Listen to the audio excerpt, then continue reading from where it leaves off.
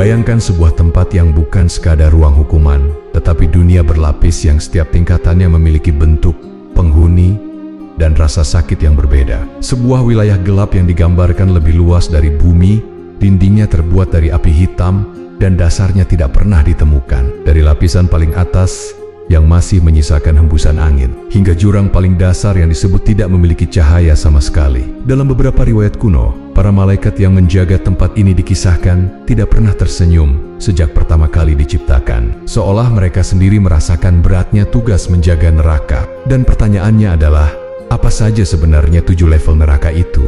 Siapa saja penghuninya, dan apa yang membuat setiap bagiannya begitu berbeda? Inilah perjalanan lengkap menelusuri tingkatan neraka satu persatu, dari batas paling luar hingga kedalaman paling gelap. Sebuah pengetahuan lama yang masih mengguncang imajinasi manusia hingga hari ini. Sebelumnya, bantu subscribe, like, dan tulis amin di kolom komentar. Semoga rezekinya lancar. Amin. Sejak manusia mengenal kematian, rasa penasaran tentang apa yang menanti setelahnya tidak pernah padam. Setiap peradaban menggambarkan alam setelah mati dengan caranya sendiri, tetapi semuanya mengarah pada satu gagasan besar, bahwa kehidupan tidak berhenti saat tubuh berhenti bernapas. Ada yang menyebutnya alam penantian, ada yang menyebutnya wilayah pemisahan, dan ada pula yang menggambarkannya sebagai dimensi yang tak tersentuh indera manusia. Di tempat itu, segala hal yang tidak terlihat di dunia perlahan menjadi nyata. Dalam banyak tradisi kuno, jiwa digambarkan akan memasuki ruang yang menilai seluruh perjalanan hidupnya. Ruang itu bukan sekadar tempat mengadili, melainkan tempat di mana konsekuensi moral menjadi tampak. Setiap perbuatan, sekecil apapun, tidak hilang begitu saja. Ada yang menghasilkan ketenangan, ada yang menghasilkan beban. Dari sinilah muncul gambaran tentang 2 wilayah besar. Satu untuk kedamaian, dan satu untuk mereka yang membawa berat tertentu dalam perjalanan hidupnya. Neraka kemudian digambarkan sebagai wilayah yang disusun secara berlapis, bukan sebuah ruang tunggal yang menampung semua jiwa secara serentak. Setiap lapisan memiliki karakter, bentuk, dan kadar siksaan yang berbeda. Lapisan terluar masih menyisakan sedikit cahaya, sedangkan semakin dalam seseorang berada, semakin gelap dan semakin sempit ruang itu menjadi. Perbedaan kondisi di setiap lapisan bukan semata-mata untuk menghadirkan rasa takut, melainkan untuk menunjukkan bahwa perilaku manusia tidak pernah memiliki bobot yang sama. Dalam beberapa riwayat, lapisan-lapisan ini disebut sebagai tingkatan yang berurutan masing-masing dengan nama dan sifat khas. Tingkatan paling atas diperuntukkan bagi mereka yang membawa beban paling ringan, sementara tingkatan terdalam diperuntukkan bagi jiwa yang membawa beban paling berat. Gambaran ini membuat struktur neraka tampak seperti sebuah dunia besar yang memiliki tata ruang, penjaga, dan aturan yang tidak dapat dilanggar oleh siapapun yang masuk. Narasi klasik menggambarkan bahwa jiwa yang memasuki wilayah ini bukan hanya menerima hukuman, tetapi juga menyaksikan bentuk dari perbuatannya sendiri. Ada yang digambarkan dapat merasakan angin panas yang berhembus dari kejauhan, sementara yang lain menemui ruang yang tidak memiliki angin sama sekali.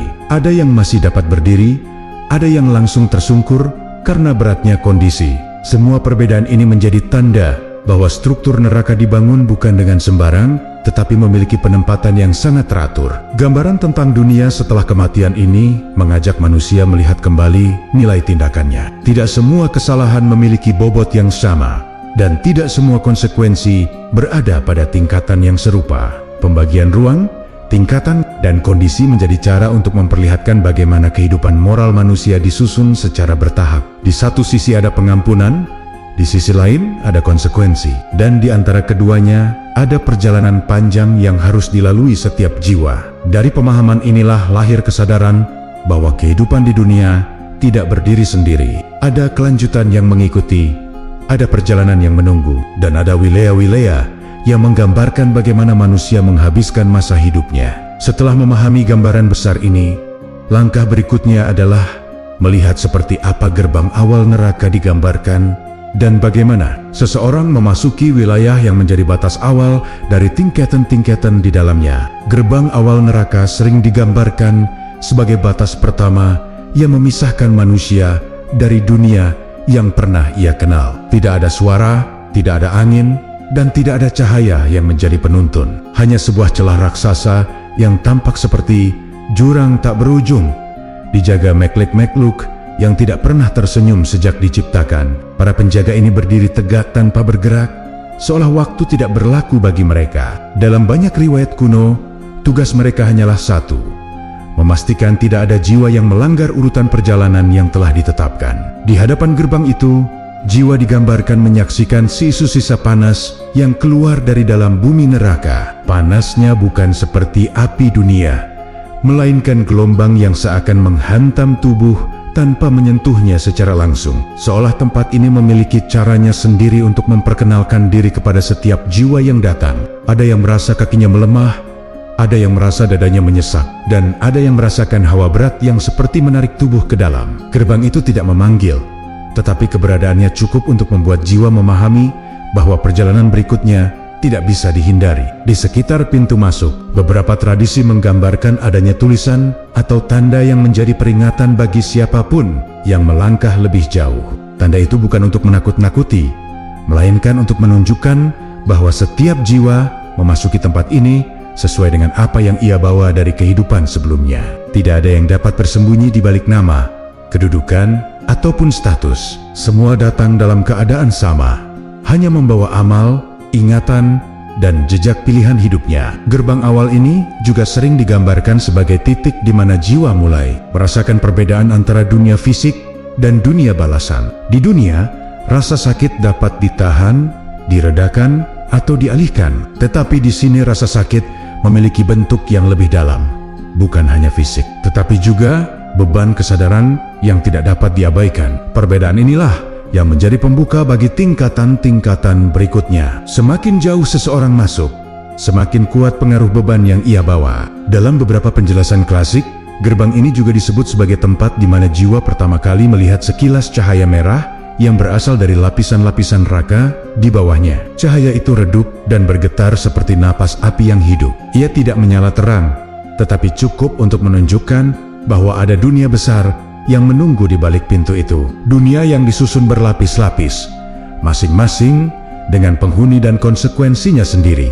Walaupun gerbang ini hanyalah batas awal, suasananya sudah cukup untuk mengubah cara pandang jiwa tentang seluruh perjalanan hidupnya. Disinilah seseorang menyadari bahwa tidak ada bagian dari hidup yang benar-benar hilang. Semua tindakan kembali sebagai kesan yang menyertai tubuh halusnya. Sebagian jiwa mungkin menyesal, sebagian menggigil ketakutan, dan sebagian menerima keadaan dengan diam. Tetapi apapun reaksinya, pintu itu tidak pernah menutup kembali untuk mereka yang sudah tiba. Dari gerbang inilah seseorang mulai memahami bahwa neraka bukan sekadar wilayah berapi. Ia adalah tempat yang hidup, teratur, dan memiliki tingkatan yang berfungsi sesuai dengan beban moral manusia. Setelah melewati batas awal ini, perjalanan menuju tingkatan pertama jahanam akan segera dimulai. Dengan kondisi yang lebih jelas dan suasana yang mulai menunjukkan perbedaan antara satu lapisan dengan lapisan lainnya. Setelah melewati gerbang awal,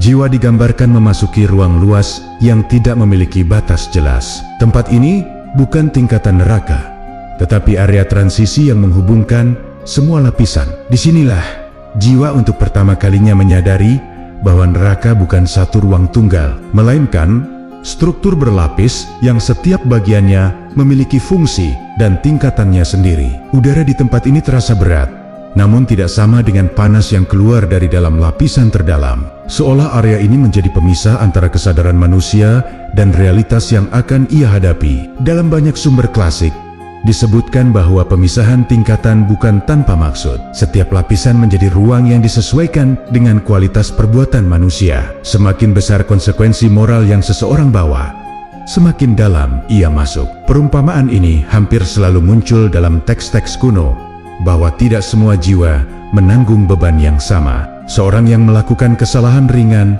tidak ditempatkan bersama mereka yang memilih jalan penuh kezaliman sepanjang hidupnya. Pemisahan ini bukan sekadar bentuk hukuman, melainkan gambaran tentang keadilan dan keseimbangan. Di area pemisahan ini, terdapat jalur-jalur yang seakan mengarah ke 7 wilayah berbeda. Masing-masing jalur memiliki ciri yang berbeda. Ada jalur yang terasa seperti angin panas berembus perlahan, ada yang bergetar seolah berasal dari kedalaman bumi, Ada pula yang dipenuhi bau hangus yang samar. Jiwa tidak memilih jalannya sendiri. Ia seakan ditarik pada jalur yang sesuai dengan beban yang ia bawa. Tidak ada paksaan, tetapi tidak ada pula ruang untuk berpaling. Semua berjalan sesuai ketetapan yang telah ditanam sejak kehidupan di dunia. Beberapa riwayat menggambarkan bahwa pada tahap ini, jiwa mulai mendengar suara-suara samar, bukan teriakan, tetapi seperti gema dari lapisan-lapisan di bawahnya. Suara itu tidak jelas, namun cukup untuk menyadarkan bahwa struktur neraka memiliki kehidupan dan aktivitasnya sendiri. Penjaga-penjaga lapisan terlihat dari kejauhan, masing-masing berdiri di jalur yang terhubung ke lapisan mereka. Tubuh mereka tinggi dan tegap, wajah mereka tanpa raut emosi, menunjukkan bahwa tugas mereka tidak pernah berubah dan tidak pernah berhenti. Pemisahan tingkatan juga menjadi bagian dari proses penempatan jiwa sesuai kapasitasnya. Ada yang bergerak lambat seperti tertahan oleh beban berat, ada yang bergerak cepat seolah dorongan moralnya begitu kuat, dan ada yang terseret tanpa bisa berdiri tegak. Perbedaan kecepatan ini menggambarkan bahwa beban batin turut mempengaruhi perjalanan. Semakin berat beban kesadaran seseorang, semakin sulit langkahnya untuk mempertahankan bentuk tubuh halusnya. Ruang pemisahan ini tidak memberikan rasa sakit seperti lapisan dalam, namun memberi tekanan psikologis yang kuat. Disinilah jiwa memahami bahwa lapisan-lapisan berikutnya akan menunjukkan konsekuensi dari pilihan hidupnya secara lebih jelas. Sang jiwa tidak dapat melihat isi setiap lapisan, tetapi dapat merasakan perbedaannya. Jalur menuju jahanam terasa seperti angin panas yang masih dapat dilawan. Jalur menuju Laja membawa hawa api yang berputar-putar seperti mencari seseorang. Jalur menuju Hutamah memancarkan tekanan yang seolah menembus dada. Setiap jalur memiliki karakter yang berbeda, menandakan perbedaan sifat siksa dan penghuni masing-masing. Pada akhirnya, area ini menjadi titik penentu sebelum jiwa benar-benar memasuki lapisan pertamanya. Tempat ini mengajarkan bahwa balasan tidak datang secara membabi buta. Ada tingkat, ada urutan, dan ada keseimbangan. Jiwa yang telah melewati pemisahan ini akan segera melangkah menuju lapisan pertama jahanam, tempat di mana gambaran tentang neraka mulai terlihat lebih nyata dan perbedaannya dengan dunia semakin terasa tajam. Dari area pemisahan tingkatan yang luas dan hening itu, jiwa mulai melihat sekilas gambaran tentang lapisan pertama neraka, sebuah tempat yang dikenal dalam banyak riwayat sebagai jahanam. Jahanam bukanlah pusat kegelapan terdalam, tetapi sudah cukup untuk membuat getaran kuat pada jiwa yang memandangnya dari kejauhan. Cahaya merah yang keluar dari kedalamannya bergerak seperti napas besar yang naik turun, seakan tempat itu hidup dan memiliki denyut sendiri. Tidak ada api yang berkobar besar, tetapi hawa panasnya merambat seperti gelombang halus yang menghantam batas kesadaran. Dari jarak jauh, jahanam tampak seperti lembah luas yang dikelilingi tebing hitam yang retak-retak. Retakan itu mengeluarkan cahaya seperti bara, namun tidak pernah meledak menjadi kobaran. Suasana ini menimbulkan perasaan ganjil. Tidak ada api yang menari, tidak ada suara, tetapi panasnya terasa menguasai udara. Jiwa yang mengamatinya seolah melihat dunia yang diam namun penuh ancaman. Sebuah tempat yang tidak menampakkan seluruh isinya, tetapi cukup memberi gambaran tentang apa yang menanti di dalamnya. Beberapa riwayat menggambarkan jahanam sebagai lapisan yang paling dekat dengan gerbang, sehingga tekanan yang memancar darinya masih berada pada tingkat ringan jika dibandingkan dengan lapisan-lapisan di bawahnya. Namun ringan bukan berarti dapat ditahan. Bahkan dari kejauhan, rasa panas dari jahanam membuat jiwa seperti kehilangan kekuatan untuk berdiri tegak. Hawa panas itu tidak membakar tubuh halus, tetapi menembusnya seperti angin panas yang menekan dari segala arah. Ini adalah tanda pertama bahwa lapisan-lapisan di dalam neraka tidak akan sama, dan jahanam hanyalah permukaan dari sesuatu yang jauh lebih dalam. Penjaga-penjaga jahanam tampak berdiri di sepanjang tebingnya, tinggi dan tidak bergerak. Dari jauh mereka terlihat seperti patang-patang hitam tanpa wajah. Namun keberadaan mereka sangat terasa, seolah mata mereka tetap mengawasi meskipun tidak ada gerakan. Tidak ada senjata di tangan mereka, karena tugas mereka bukan menyerang, tetapi mengatur dan menjaga keseimbangan perjalanan jiwa. Mereka tidak berbicara, tidak menegur, dan tidak menunjukkan emosi. Keheningan ini menambah kesan bahwa jahanam adalah tempat yang berjalan sesuai aturan yang tidak mungkin dilanggar oleh makhluk apapun. Di antara tebing-tebing itu, terlihat pula celah-celah yang mengarah lebih dalam. Jalur-jalur ini tidak tampak jelas, hanya terlihat sebagai retakan panas yang kadang bergetar. Dari celah itu, terkadang muncul angin yang membawa aroma hangus bukan seperti kayu terbakar, tetapi aroma berat yang sulit dijelaskan. Bau itu membuat jiwa mengerti bahwa lapisan-lapisan di bawah jahanam pasti jauh lebih kelam. Ini adalah bayangan awal yang mengisyaratkan bahwa perjalanan tidak berhenti di lapisan pertama dan bahwa ada dunia lebih gelap yang menanti di bawahnya. Walaupun jahanam adalah lapisan pertama dan dianggap paling ringan, dari kejauhan saja sudah tampak bahwa tempat ini bukan ruang yang dapat dipahami oleh indera manusia. Suasananya membuat jiwa merasakan campuran ketakutan dan keterpaksaan untuk melangkah maju. Tidak ada ruang untuk kembali. Tidak ada pilihan untuk berhenti. Jahanam menandai awal dari sebuah perjalanan yang menurun semakin dalam, dan kesan yang terlihat dari jarak jauh ini cukup untuk menggambarkan bahwa langkah berikutnya tidak akan lebih mudah. Dari sinilah perjalanan menuju lapisan-lapisan berikutnya mulai terbayang, semakin jelas, dan semakin menakutkan. Semakin dekat dengan jahanam, jiwa mulai merasakan perubahan halus yang tidak muncul sebelumnya. Bukan hanya panas atau tekanan udara, tetapi keberadaan sesuatu yang tidak terlihat. Suasana di sekitar lapisan pertama ini seperti menyimpan gerakan samar yang tidak berasal dari angin ataupun api. Banyak riwayat menggambarkan bahwa sebelum memasuki jahanam, jiwa dapat merasakan isyarat kehadiran makhluk-makhluk gelap yang telah lama hidup di dalam neraka, makhluk yang tidak dikenal di alam manusia. Namun, keberadaannya menjadi bagian dari cerita para penjaga neraka. Dalam sebagian penjelasan klasik, makhluk-makhluk ini digambarkan sebagai penghuni alami neraka, terutama iblis, para setan, dan sekelompok jin yang hidup dari api. Mereka bukan sekadar makhluk yang tersesat di dalamnya, tetapi entitas yang memang memiliki hubungan kuat dengan elemen panas dan kegelapan. Meski tidak terlihat secara jelas, jiwa yang berada di dekat jahanam dapat merasakan tekanan keberadaan mereka, seakan ada mata yang mengawasi dari balik retakan tebing atau dari balik kabut panas yang menggantung di udara. Jang menarik isyarat ini bukan berupa teriakan atau suara keras, melainkan sensasi halus seperti getaran yang berpindah-pindah di udara. Kadang terasa seperti langkah, kadang seperti bisikan yang tidak memiliki kata, dan kadang seperti bayangan yang menyentuh pinggiran kesadaran. Makhluk-makhluk ini tidak sepenuhnya menampakkan diri, tetapi cukup untuk menimbulkan rasa bahwa jahanam tidak hanya diisi oleh jiwa-jiwa manusia. Mereka adalah bagian dari struktur neraka itu sendiri. Dalam banyak kisah, iblis dan para setan disebut hidup di sekitar wilayah yang berkaitan dengan api.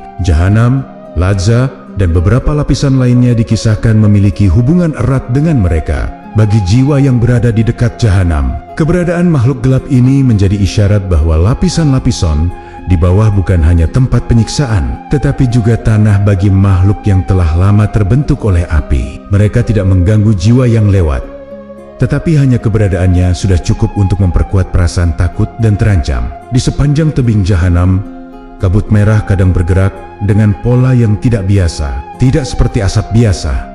Kabut itu naik lalu turun, melingkar seakan mengikuti sesuatu yang berjalan di baliknya. Jika jiwa mengamati lebih lama, kadang terlihat kilatan samar seperti bentuk tubuh tipis terbakar bara. Namun bentuk itu tidak bertahan lama, lenyap seperti bayangan yang enggan menunjukkan wujud aslinya. Gambaran-gambaran inilah yang membuat jiwa memahami bahwa ada makhluk yang hidup jauh sebelum manusia diciptakan, dan mereka telah menjadikan neraka sebagai rumahnya. Penjaga neraka tidak bereaksi terhadap kehadiran makhluk gelap itu. Mereka tetap diam, tetap tegak, tanpa pernah menoleh. Seolah antara penjaga dan penghuni gelap ada batas yang sudah mereka pahami tanpa perlu berbicara. Sementara jiwa yang datang untuk pertama kalinya harus mencoba memahami suasana ini, bahwa neraka tidak hanya berisi hukuman, tetapi juga kehidupan berbeda yang berjalan dengan aturan sendiri. Isyarat-isyarat ini juga memberi gambaran bahwa perjalanan akan semakin intens seiring masuk ke lapisan bawah. Jika jahanam saja sudah memiliki aura kuat yang dipenuhi makhluk-makhluk tak terlihat, maka lapisan di bawahnya tentu menyimpan sesuatu yang jauh lebih gelap. Sensasi ini menjadi peringatan halus tentang apa yang menanti. Setelah kehadiran penghuni gelap mulai terasa, langkah menuju jahanam tidak lagi sekadar perjalanan fisik, melainkan ujian mental yang menguras kekuatan jiwa sebelum memasuki lapisan pertama yang sebenarnya. Jahanam tampak semakin jelas ketika jiwa mulai memasuki batas tebing luarnya. Dari dekat, warna merah yang sebelumnya hanya terlihat sebagai cahaya samar, kini berubah menjadi gelombang panas yang bergerak perlahan. Udara di sekelilingnya seperti tersusun dari serpihan api halus yang tidak membakar, tetapi menusuk kesadaran.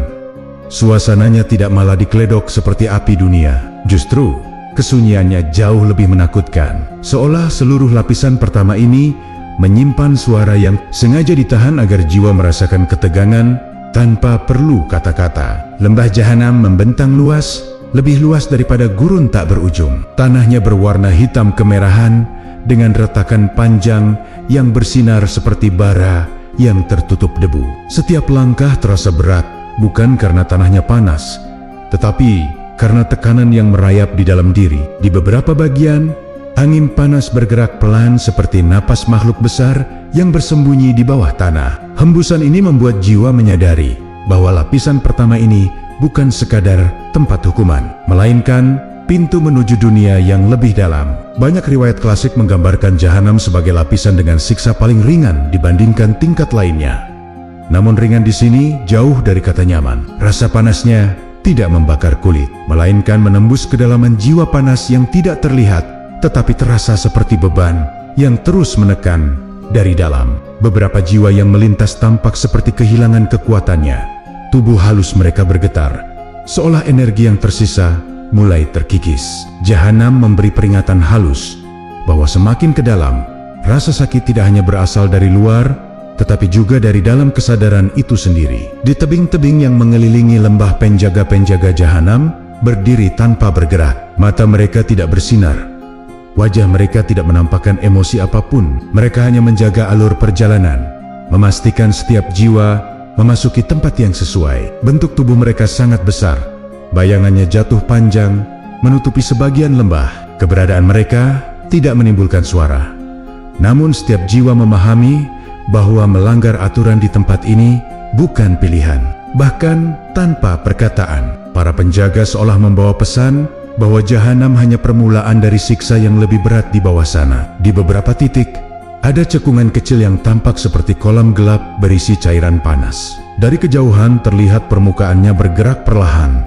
Tetapi ketika didekati, cairan itu ternyata bukan air. Warnanya coklat kehitaman dengan gelembung yang meletus pelan, menghasilkan aroma yang menusuk. Dalam banyak riwayat, cekungan seperti ini digambarkan sebagai bagian dari siksa Jahanam. Tempat di mana jiwa merasakan panas yang tidak membakar tubuh, tetapi menghancurkan kekuatan batinnya sedikit demi sedikit. Secara keseluruhan, Jahanam menggambarkan lapisan pertama neraka sebagai pintu masuk yang memperlihatkan batas paling luar dari balasan akhirat.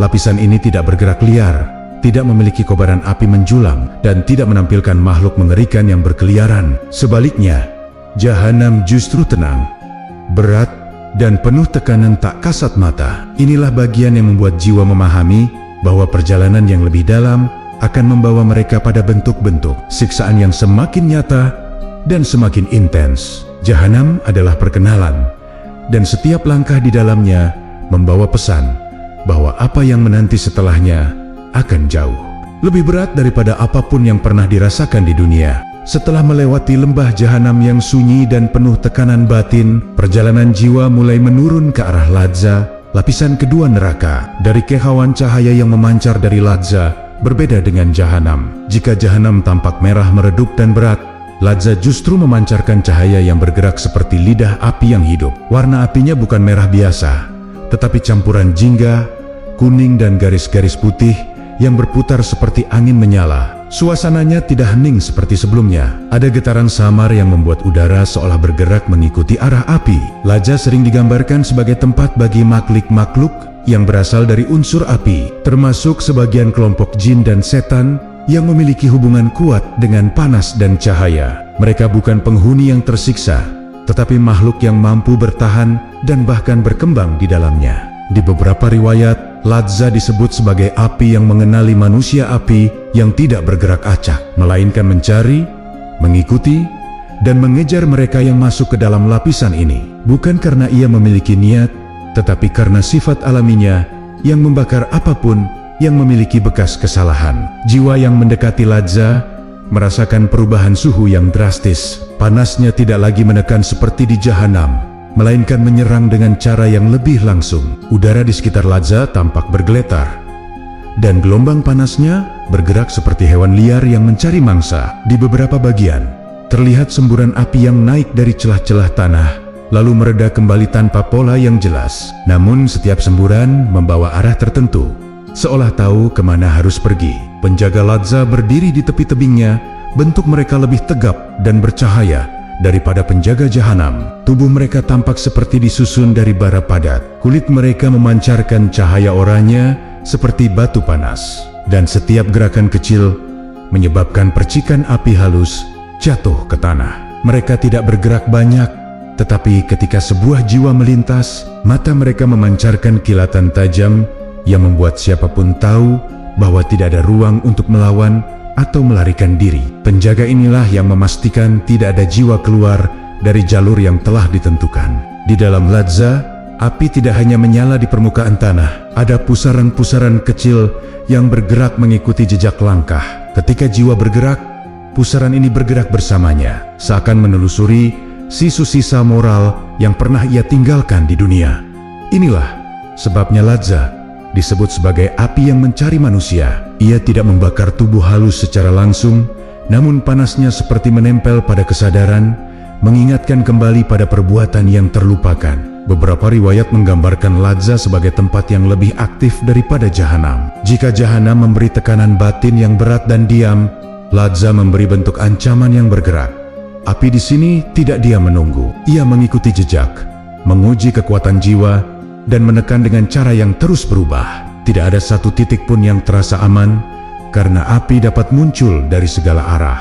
Ladza juga menjadi simbol bahwa semakin dalam seseorang masuk ke dalam struktur neraka, semakin kuat hubungan antara perbuatan dan balasannya. Di lapisan ini, siksaan tidak lagi berupa tekanan batin yang samar, tetapi mulai terasa lebih langsung dan lebih panas. Api yang bergerak mengikuti jiwa seakan menjadi bentuk visual dari konsekuensi yang tidak dapat dihindari. Setiap langkah membawa peringatan. Setiap hembusan udara mengandung panas yang tidak memberi jeda, dan setiap gerakan api mencerminkan sesuatu yang pernah dilakukan di dunia. Ladza adalah peringatan bahwa neraka bukan hanya tempat hukuman, tetapi tempat yang bekerja berdasarkan karakter moral seseorang. Setelah melewati Ladza, perjalanan ke Huthamah lapisan ketiga yang dikenal sebagai api penghancur hati akan membawa bentuk siksaan yang lebih dalam dan lebih tajam daripada apa yang ada di dua lapisan sebelumnya. Setelah melalui Ladza yang penuh dengan api mencari arah, perjalanan jiwa mulai menurun ke wilayah yang jauh lebih berat, Huthamah. Jika Ladza dikenal dengan api yang bergerak mengikuti, maka Huthamah digambarkan sebagai api yang menghancurkan dari dalam. Dari kejauhan saja, hawa panasnya terasa berbeda. Udara seperti terpecah menjadi garis-garis tipis yang bergerak dengan ritme lambat, memancarkan cahaya pucat keperakan. Tidak ada semburan api besar, namun rasa panasnya jauh lebih menusuk, seolah langsung menembus inti kesadaran. Tanah Huthamah tampak seperti pecahan kaca hitam yang retak-retak. Di setiap retakan mengalir cahaya putih kemerahan yang bergerak seperti nadi. Permukaan ini tidak stabil, kadang bergelombang, kadang mengeras, lalu kembali bergetar saat ada jiwa melintas. Pemandangan ini memberi kesan bahwa Huthamah bukan tempat yang padat atau kokoh, melainkan wilayah yang terus berubah mengikuti getaran hati dan batin para penghuninya. Inilah sebabnya riwayat menggambarkannya sebagai penghancur hati, tempat di mana kelemahan batin menjadi titik paling rapuh. Di sepanjang tebing Huthamah, terlihat asap tipis bergerak menyusuri permukaan tanah. Asap ini tidak seperti asap api Ladza yang panas dan menyala. Asap Huthamah dingin, tetapi menyerap kekuatan batin dengan cepat. Ketika jiwa melewati jalur ini, asap tersebut menempel pada tubuh halus, membuatnya terasa berat, letih, dan melemah. Rasa yang muncul bukan sakit fisik, melainkan rasa kosong yang menggulung dari dalam. Disinilah perbedaan Huthamah paling terasa. Siksanya menghantam bukan tubuh, tetapi ketahanan emosi dan hati. Penjaga Huthamah memiliki penampilan berbeda dari dua lapisan sebelumnya. Tubuh mereka terlihat seperti batu hitam yang terbakar dari dalam. Retaknya mengeluarkan cahaya putih menyala. Setiap langkah mereka meninggalkan jejak cahaya yang perlahan padam. Mereka tidak menatap jiwa dengan tajam, tetapi pandangan mereka seolah menembus batin, mengamati bagian terdalam yang tidak terlihat oleh makhluk lain. Penjaga-penjaga ini digambarkan memiliki kemampuan untuk mengetahui kelemahan seseorang melalui getaran hati yang dibawa sejak di dunia. Di beberapa titik, terdapat pusaran cahaya yang berputar pelan di atas tanah. Pusaran ini tidak menghisap jiwa, tetapi mendekati mereka yang memiliki luka batin besar. Ketika jiwa berdiri terlalu dekat, pusaran itu mengeluarkan getaran kuat yang membuat kesadaran terasa terkoyak. Bukan rasa sakit fisik, melainkan rasa seperti kehilangan bagian penting dari diri sendiri. Getaran inilah yang dalam banyak riwayat disebut sebagai penghancur hati, karena ia memukul sisi batin yang paling sensitif. Huthama juga memiliki suara samar, bukan teriakan, tetapi gema seperti serpihan kaca yang saling bergesekan. Suara ini muncul dari dalam retakan tanah,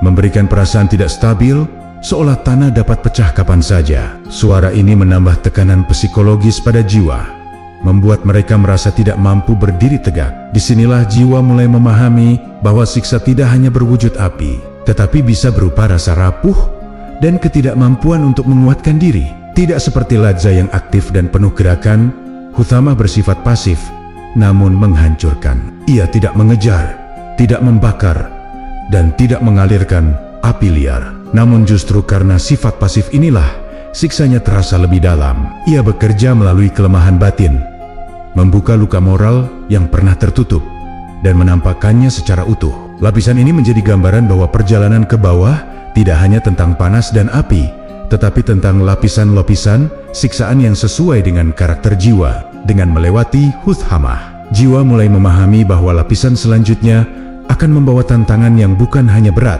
tetapi juga kompleks. Di depan menanti Sair, tempat di mana batas antara hidup dan mati menjadi kabur, dan siksa mulai menyentuh tubuh dan batin secara bersamaan.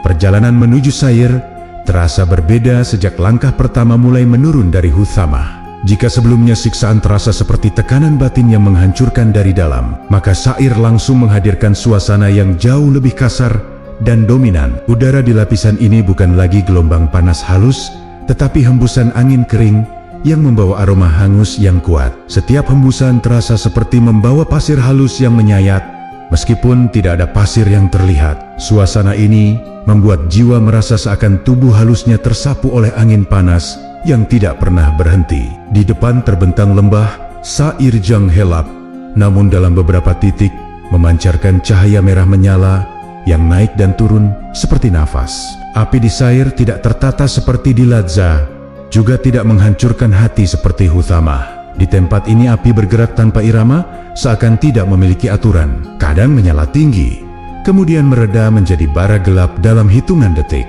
Perubahan ini tidak dapat diprediksi, membuat setiap jiwa yang melintas merasa seperti berjalan di antara dua realitas, satu yang panas membara dan satu yang gelap dan dingin. Banyak riwayat menggambarkan Sair sebagai tempat di mana jiwa seperti hidup namun tidak mati, atau mati namun tidak hilang. Siksaan di lapisan ini bekerja dengan cara yang membingungkan kesadaran. Jiwa dapat merasakan seperti tubuhnya runtuh dan retak, namun tetap berada dalam keadaan sadar penuh. Ketika rasa sakit seperti mencapai puncaknya, kesadaran tidak padam. Sebaliknya, perasaan itu kembali lagi dari awal, seolah siksaannya berulang tanpa henti. Inilah yang membuat Sair dikenal sebagai tempat antara hidup dan mati, di mana batas keduanya seakan hilang. Penjaga Sair memiliki bentuk yang lebih keras dan gelap. Tubuh mereka tampak seperti logam terbakar.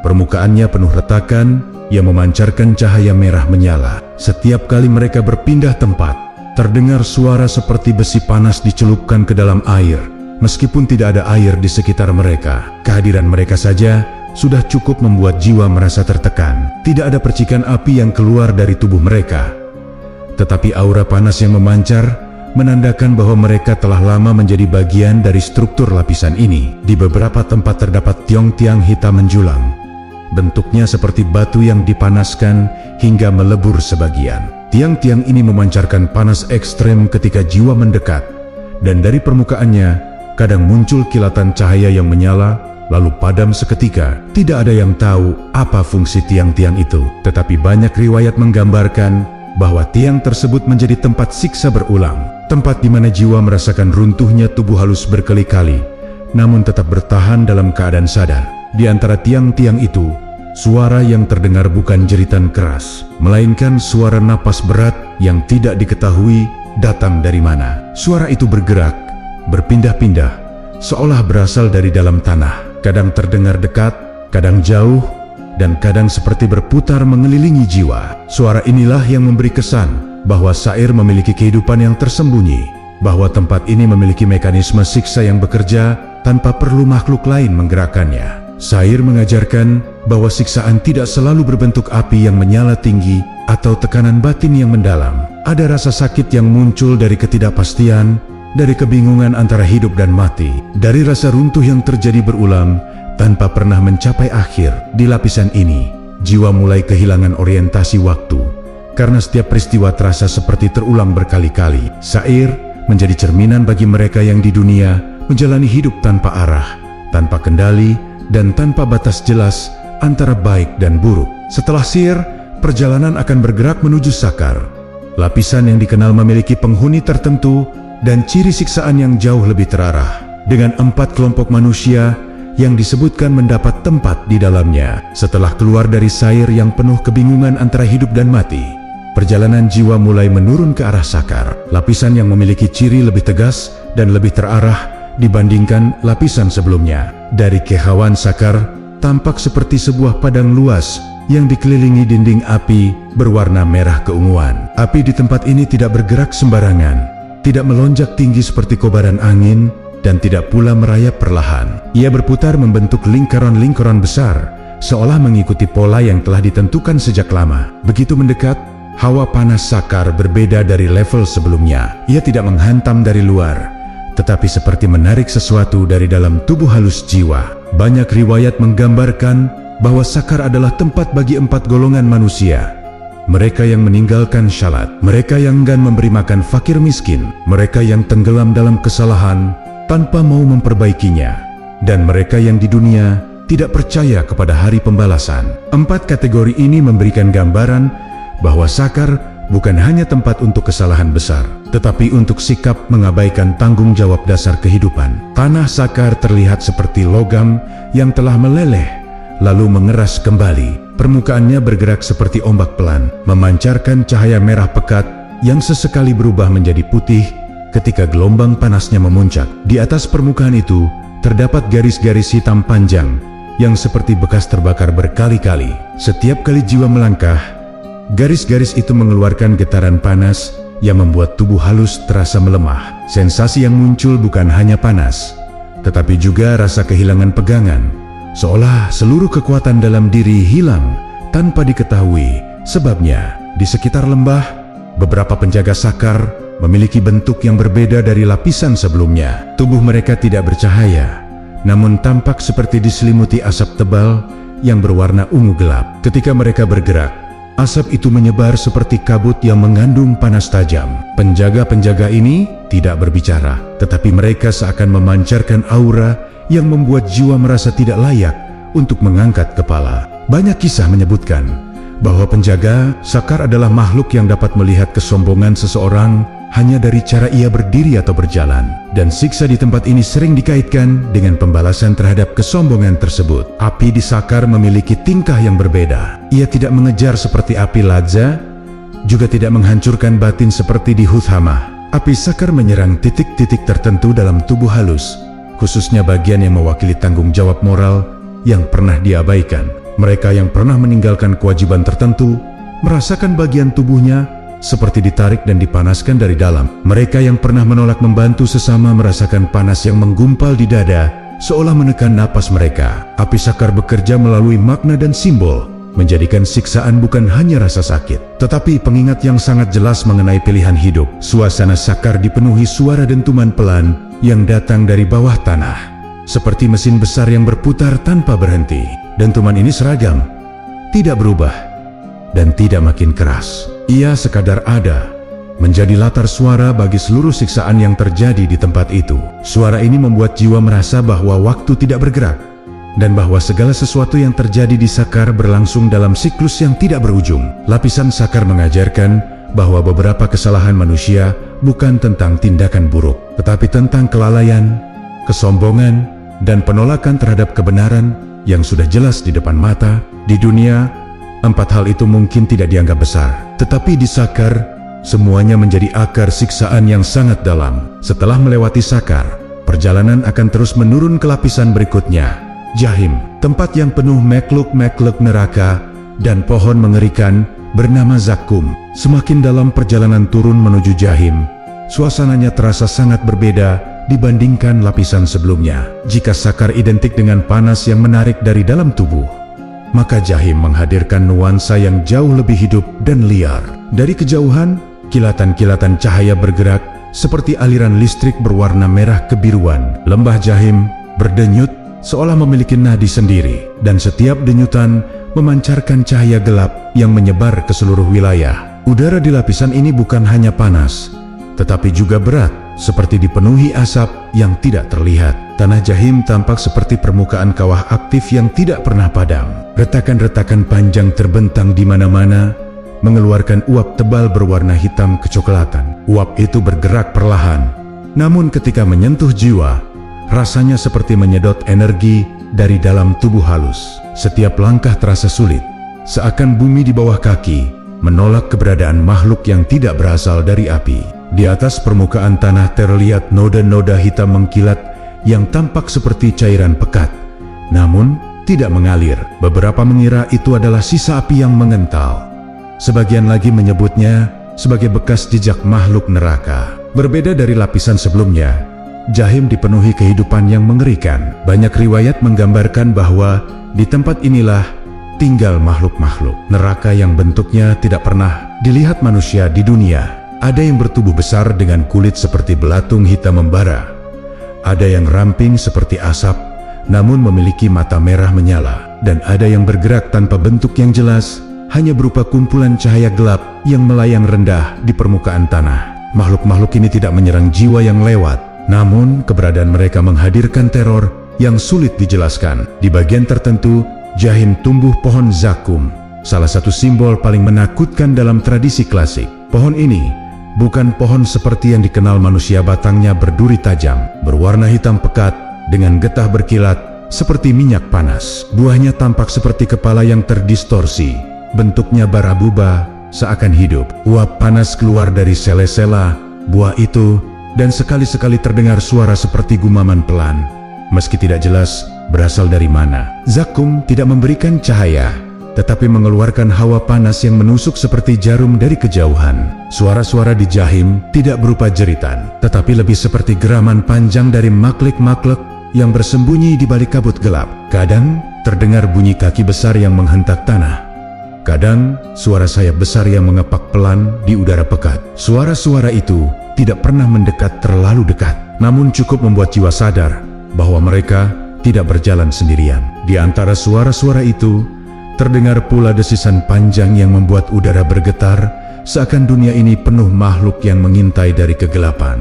Penjaga-penjaga Jahim memiliki bentuk yang jauh lebih menakutkan. Tubuh mereka tampak seperti disusun dari bongkahan logam cair, dengan wajah yang tidak memiliki garis jelas. Sinar merah keunguan terus mengalir di retakan tubuh mereka. Mereka bergerak lebih aktif dibanding penjaga lapisan sebelumnya. Kadang berpindah tempat untuk mengawasi makhluk-makhluk liar yang hidup di dalam Jahim. Kehadiran mereka menjadi penanda bahwa Jahim bukan sekadar tempat siksa, tetapi wilayah yang penuh kehidupan mengerikan yang harus diawasi terus-menerus. Di Jahim, rasa takut bukan hanya datang dari panas atau siksaan, tetapi dari lingkungan itu sendiri, lingkungan yang hidup, bergerak, dan penuh makhluk yang tidak dikenal. Tempat ini menggambarkan balasan bagi orang-orang yang hidup dengan amarah, kekejaman, atau kebiasaan merusak. Mereka digiring ke lapisan yang dipenuhi makhluk agresif, tempat di mana kekerasan dan kengerian menjadi bagian dari udara yang mereka hirup. Setelah melewati Jahim,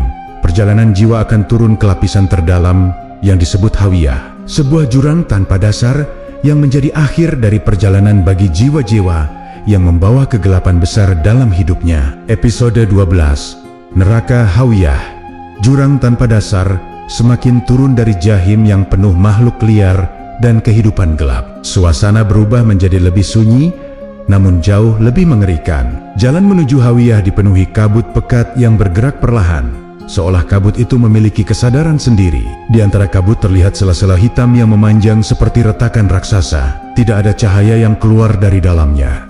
Tidak ada percikan api, dan tidak ada suara yang menjadi petunjuk. Hanya ada kegelapan dalam wujud paling murni, yang menyerap semua warna dan hampir terasa seperti menyedot kehangatan dari ruang. Hawiyah dikenal sebagai jurang tanpa dasar, sebuah tempat yang tidak memiliki lantai atau tebing yang jelas. Banyak riwayat menggambarkan bahwa setiap jiwa yang memasuki Hawiyah jatuh, terus jatuh, dan tidak pernah menemukan titik berhenti. Dalam dunia manusia, jatuh adalah peristiwa singkat, tetapi di Hawiyah jatuh adalah keadaan yang terus berlangsung.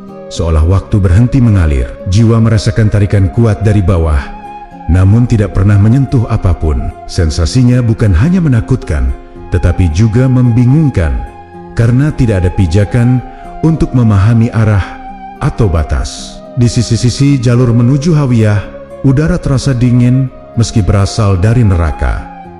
Dinginnya berbeda dari dingin dunia. Ia terasa seperti meresap ke dalam batin, menghambat harapan dan kekuatan jiwa. Beberapa menggambarkan hawa ini sebagai dingin yang mematikan semangat, bukan tubuh.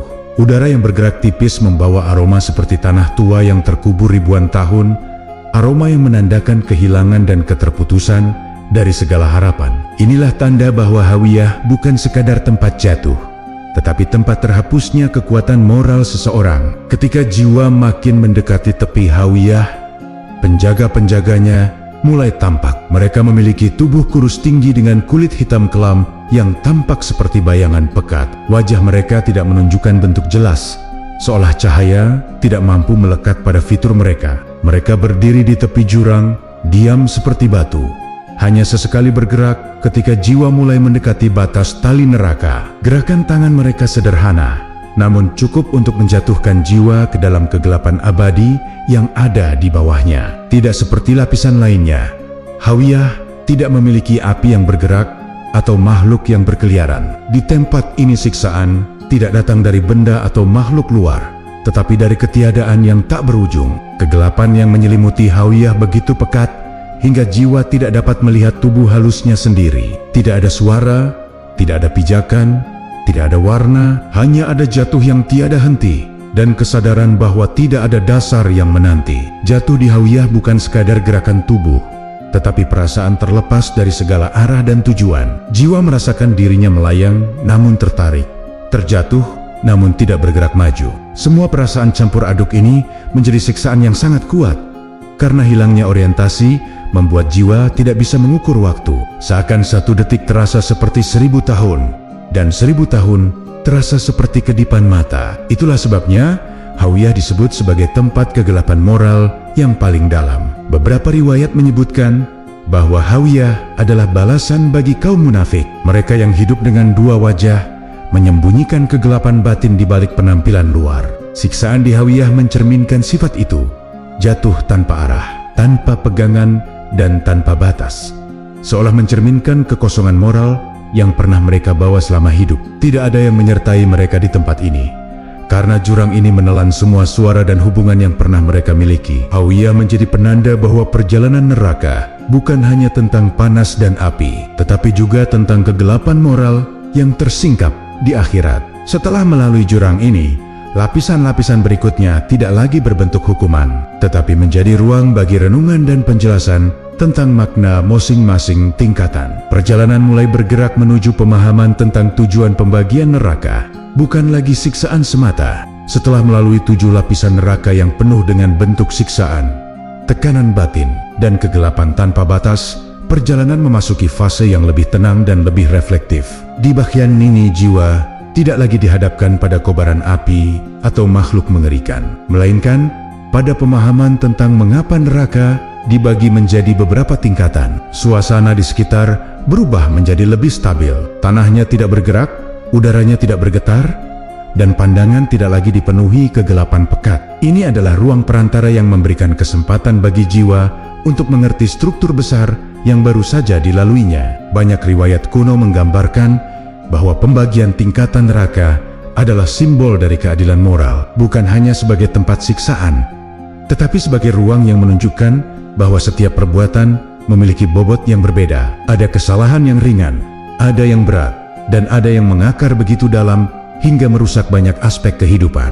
Lapisan-lapisan neraka mencerminkan perbedaan itu secara jelas, sehingga setiap jiwa ditempatkan pada tingkat yang sesuai, bukan berdasarkan dendam, tetapi berdasarkan keseimbangan yang telah ditetapkan. Dengan memahami struktur ini, jiwa mulai menyadari bahwa siksaan yang dialami bukan sekadar hukuman acak. Setiap lapisan memiliki karakteristik yang berhubungan dengan sifat kesalahan tertentu. Jahanam menandai kesalahan ringan, tempat di mana panas dan tekanan batin masih berada pada tingkat awal. Ladza dan Hutamah membawa bentuk siksaan yang lebih aktif dan lebih dalam, mencerminkan tindakan atau sikap yang meninggalkan luka moral besar. Sair dan Sakar menggambarkan sikap kelalaian dan penolakan kebenaran. Sementara Jahim dan Hawiyah menunjukkan konsekuensi dari sifat batin yang penuh kegelapan dan kemunafikan. Pemahaman ini membantu jiwa melihat bahwa perjalanan ke bawah bukan sekadar penurunan fisik, tetapi perjalanan melalui cermin moral yang membentang dari yang paling ringan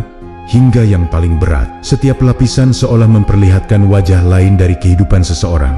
Apa yang pernah disembunyikan di balik senyum, apa yang pernah ditutupi oleh posisi dan kekayaan, apa yang pernah diabaikan ketika kehidupan terasa mudah, semua muncul kembali dalam bentuk siksaan yang sesuai. Dengan demikian, tingkatan neraka bukan hanya tempat balasan, melainkan pengungkapan kebenaran batin yang selama ini terpendam. Dalam ruang reflektif ini, jiwa mulai melihat hubungan antara struktur neraka dengan kehidupan dunia, bahwa manusia sesungguhnya telah diberi petunjuk untuk membedakan antara benar dan salah, bahwa setiap pilihan, sekecil apapun, membawa arah tertentu. Pembagian neraka menjadi 7 tingkatan, menjadi semacam peta moral yang menunjukkan akibat dari langkah-langkah tersebut. Semakin besar kerusakan atau kesombongan yang dilakukan di dunia, semakin dalam seseorang masuk ke dalam struktur neraka. Perjalanan ini juga memberi pesan bahwa keadilan tidak pernah hilang. Di dunia, ada banyak hal yang tidak terlihat atau tidak terungkap. Ada banyak kejahatan yang tersembunyi di balik topeng. Ada banyak kesalahan yang tidak tersentuh hukum manusia. Namun dalam struktur neraka, semuanya mendapat ruang dan balasan yang setimpal. Inilah yang membuat pembagian tingkatan neraka terlihat tidak hanya sebagai hukuman, tetapi juga sebagai bentuk penegakan kebenaran yang selama ini mungkin tidak muncul di dunia. Di ruang yang lebih tenang ini, jiwa perlahan mengerti bahwa hukuman adalah salah satu cara untuk menunjukkan bahwa hidup memiliki konsekuensi. Dan melalui pemahaman tentang pembagian tingkatan, jiwa menyadari bahwa perjalanan ini bukan sekadar keterpurukan, melainkan penjelasan tentang bagaimana kehidupan dinilai. Setelah makna setiap lapisan menjadi jelas, perjalanan mulai bergerak menuju pemahaman berikutnya, bagaimana keadilan itu bekerja dalam setiap tingkatan secara lebih mendalam dan menyeluruh.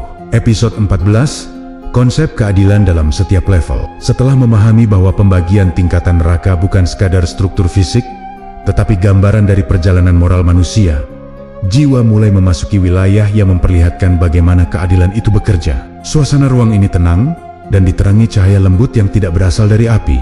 Tidak ada panas, tidak ada kabut gelap, dan tidak ada suara mengerikan seperti di lapisan sebelumnya. Udara terasa stabil, seolah tempat ini memang disiapkan untuk memberi penjelasan, bukan untuk memberikan siksa. Disinilah konsep keadilan setiap level mulai tampak jelas. Keadilan dalam neraka tidak diukur berdasarkan kesamaan bentuk hukuman, tetapi berdasarkan keseimbangan antara tindakan dan akibat. Setiap lapisan memiliki karakteristik yang sesuai dengan jenis kesalahan tertentu. Jahanam yang berada di lapisan pertama menjadi tempat bagi mereka yang membawa kesalahan ringan, sehingga suhu, tekanan, dan suasana di dalamnya masih dalam batas toleransi batin. Hal ini menunjukkan bahwa pembalasan tidak dilakukan secara berlebihan. Ia tetap mengikuti bobot tindakan manusia. Ladza yang penuh api bergerak menggambarkan konsekuensi dari kesalahan yang melibatkan sikap keras kepala atau penolakan kebenaran. Api yang mengikuti jejak moral seseorang menjadi simbol bahwa perbuatan manusia tidak pernah benar-benar hilang. Sedangkan Huthamah menampilkan siksaan yang menyentuh hati dan batin, menunjukkan bahwa keadilan tidak hanya mengungkap tindakan luar, tetapi juga kesalahan yang tumbuh dari kedalaman emosi dan niat. Di tempat ini penghancuran batin menjadi bentuk balasan yang sesuai dengan luka moral yang pernah dibuat. Ketika seseorang memasuki sair dan sakar, sifat keadilan mulai mengarah pada kesalahan yang tidak hanya berdampak pada diri sendiri, tetapi juga pada orang lain. Sair menggambarkan kegoncangan batin bagi mereka yang hidup tanpa arah dan ketidakpastian moral, sementara sakar menunjukkan balasan bagi mereka yang menolak tanggung jawab dasar terhadap sesama. 4 kelompok yang disebut sebagai penghuni sakar memperlihatkan bahwa keadilan tidak hanya soal perbuatan jahat, tetapi juga tentang kelalaian yang menyebabkan kerusakan sosial. Kesalahan seperti meninggalkan syalat, tidak peduli pada fakir miskin, atau menolak kebenaran bukan hanya merugikan diri sendiri, tetapi juga menyimpang dari struktur moral yang menopang kehidupan manusia. Lapisan-lapisan lebih dalam seperti Jahim dan Hawiyah memperlihatkan bentuk keadilan yang menyentuh inti karakter seseorang. Jahim menjadi tempat bagi mereka yang hidup dalam kekerasan dan kerusakan moral yang besar, sehingga lingkungan penuh makhluk liar mencerminkan ketidakstabilan batin yang pernah mereka pelihara. Sementara Hawiyah, jurang tanpa dasar, menjadi gambaran keadilan bagi sikap munafik yang menciptakan kekosongan moral selama hidup. Jatuh tanpa akhir menjadi simbol dari kehidupan tanpa ketulusan dan tanpa pijakan kebenaran. Dari keseluruhan struktur neraka, terlihat jelas bahwa keadilan diterapkan bukan untuk menyiksa secara buta, tetapi untuk menunjukkan hubungan langsung antara tindakan dan konsekuensinya. Setiap lapisan mencerminkan apa yang pernah dilakukan manusia. Tidak ada pembalasan yang lebih besar dari kesalahannya, dan tidak ada yang lebih rendah dari tingkat tanggung jawabnya. Semua sesuai, semua seimbang. Melalui pemahaman ini, jiwa mulai menyadari bahwa perjalanan dalam neraka bukan sekadar hukuman yang bertumpuk, tetapi pelajaran besar tentang bagaimana kehidupan manusia dinilai secara menyeluruh. Keadilan yang diterapkan tidak hanya menunjukkan kesalahan, tetapi juga menunjukkan nilai dari setiap tindakan. Setelah memahami hal ini, perjalanan menuju tahap berikutnya mengarah pada gagasan tentang harapan dan bagaimana beberapa riwayat menunjukkan adanya peluang untuk perubahan, bahkan dalam kondisi paling gelap. Setelah memahami konsep keadilan yang bekerja di setiap tingkatan, suasana perjalanan mulai berubah. Udara yang tadinya penuh tekanan, kini terasa lebih ringan, meski tidak sepenuhnya nyaman. Cahaya tipis yang sebelumnya hanya muncul sebagai kilatan samar, kini mulai terlihat lebih jelas, seolah memandu jiwa menuju ruang yang tidak lagi berorientasi pada siksaan, tetapi pada pemahaman yang lebih dalam. Tempat ini bukan bagian dari neraka, namun masih berada dalam rangkaian wilayah yang berkaitan dengannya ruang transisi yang membicarakan harapan. Di sini, jiwa mulai melihat bahwa perjalanan ini tidak sepenuhnya tentang jatuh ke dalam kegelapan. Setiap tingkatan yang telah dilalui bukan hanya hukuman, tetapi juga cermin yang memperlihatkan sisi-sisi kehidupan yang mungkin pernah terabaikan. Pemahaman ini perlahan membentuk sesuatu yang berbeda dalam batin, sebuah kesadaran baru bahwa meskipun neraka digambarkan sebagai tempat penuh siksaan, konsep harapan tetap disebut dalam banyak riwayat. Meski dalam bentuk yang tidak selalu mudah dipahami manusia, jiwa menyadari bahwa beberapa tradisi menyebut adanya kelompok yang pada akhirnya akan keluar dari neraka setelah masa tertentu, tergantung berat ringannya amal dan izin dari Yang Maha Mengatur. Keluar dari neraka bukan sekadar berpindah tempat, ia adalah proses perubahan yang lahir dari pengakuan, penyesalan, dan pemurnian batin. Walau tidak semua mendapatkan hal ini, keberadaan konsep tersebut menunjukkan bahwa hukuman dalam neraka bukan dirancang untuk menciptakan keputusasaan mutlak, tetapi untuk memulihkan keseimbangan moral yang pernah hilang. Di ruang ini, waktu tidak berlangsung seperti di lapisan sebelumnya. Tidak ada rasa jatuh, tidak ada keterikatan pada panas, dan tidak ada ketakutan terhadap kegelapan. Jiwa merasa lebih mampu melihat perjalanan yang telah dilaluinya dengan cara yang lebih utuh. Ia tidak hanya mengingat kesalahan, tetapi juga mulai memahami bagaimana setiap keputusan kecil di dunia membentuk jalur panjang menuju akhir.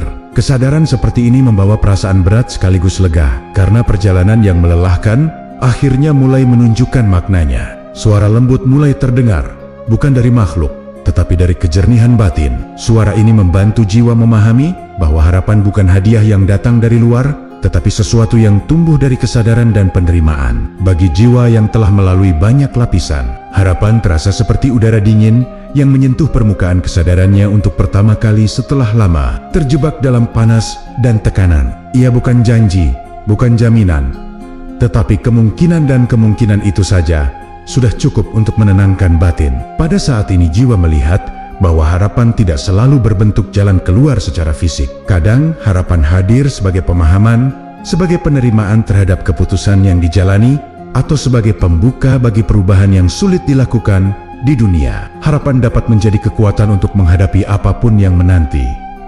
Selanjutnya, bahkan jika perjalanan belum berakhir, di antara pandangan ini, jiwa merasakan bahwa ruang transisi ini memberi waktu untuk berganti arah batin, meninggalkan kecemasan yang lahir dari siksaan, dan mulai memasuki wilayah refleksi yang terkait dengan nilai hidup. Harapan yang muncul tidak memadamkan tanggung jawab, tetapi menyatukan kembali jiwa dengan pemahaman bahwa setiap perjalanan, betapapun gelapnya, selalu memiliki titik terang yang bisa dimaknai. Dengan tumbuhnya harapan ini, perjalanan mulai bergeser ke tahap terakhir, tempat di mana jiwa melihat kehidupan dunia dari sudut pandang berbeda. Inilah tahap menuju penutup, saat seluruh pengalaman neraka menjadi refleksi terakhir tentang arti kehidupan dan pilihan manusia. Setelah melalui perjalanan panjang menuruni 7 tingkatan neraka dan memahami makna yang tersembunyi di balik setiap lapisannya, jiwa sampai pada ruang terakhir, sebuah tempat yang tidak dipenuhi api, tidak diselimuti kegelapan, dan tidak diwarnai suara jeritan. Suasana di sini tenang, seakan seluruh kekacauan sebelumnya hanyut dalam keheningan yang sangat dalam. Udara yang terasa bukan panas ataupun dingin, melainkan seimbang dan stabil, memberikan ruang bagi jiwa untuk bernapas tanpa beban. Di tempat inilah renungan tentang kehidupan mulai tumbuh dengan jelas. Pada titik ini, perjalanan sebelumnya tidak lagi terlihat sebagai rangkaian hukuman, tetapi sebagai pola cermin yang menunjukkan kondisi moral seseorang dengan jujur.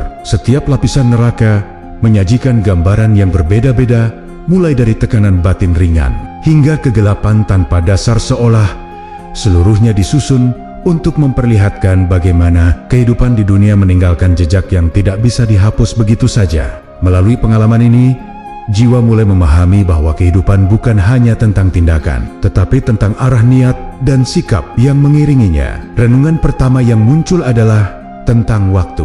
Selama hidup, waktu sering terasa cepat, sering terabaikan, dan sering digunakan tanpa pertimbangan. Namun dalam perjalanan akhirat, waktu memiliki bentuk berbeda, kadang terasa membeku, kadang terasa sangat panjang. Hal ini membuat jiwa menyadari bahwa waktu hidup adalah satu-satunya kesempatan untuk membentuk arah moral. Dan setelah itu, tidak ada lagi ruang untuk mengulang. Kesadaran ini menimbulkan rasa hening yang menyakitkan, namun sekaligus mengajarkan makna kedisiplinan batin. Renungan berikutnya adalah tentang hubungan dengan sesama. Banyak siksaan yang dirasakan di neraka berkaitan bukan dengan dosa besar, tetapi dengan kelalaian dalam memperhatikan orang lain, mengabaikan tanggung jawab sederhana, menutup mata terhadap penderitaan sesama, atau bersikap sombong tanpa alasan. Kesalahan kecil itu, yang di dunia tampak sepele, ternyata meninggalkan luka moral yang dalam dan tercermin jelas dalam bentuk hukuman.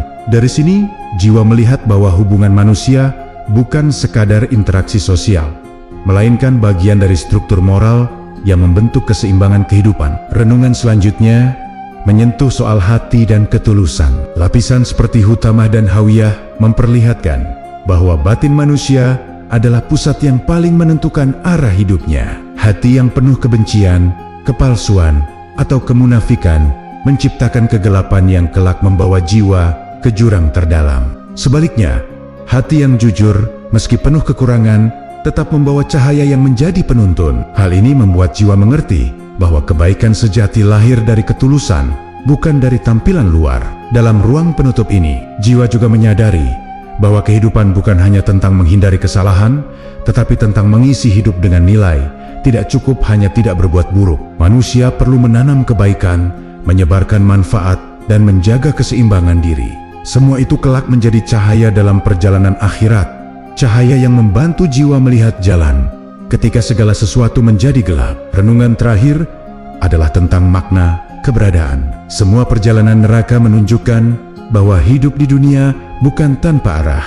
Ada tujuan besar yang harus dipahami, ada nilai yang harus dijaga, dan ada konsekuensi yang harus diterima. Meski perjalanan ini penuh siksaan dan kegelapan, pada akhirnya ia mengantar jiwa pada pemahaman bahwa kehidupan adalah anugerah yang diberi kesempatan bukan jembatan kosong tanpa arti. Di tempat yang tenang ini, jiwa berdiri dengan pemahaman baru bahwa hidup di dunia harus dijalani dengan penuh kesadaran, karena setiap langkah meninggalkan jejak yang menentukan arah perjalanan berikutnya. Renungan ini menjadi penutup dari perjalanan panjang, sekaligus menjadi pelajaran terbesar yang dapat dibawa menuju akhir yang sebenarnya.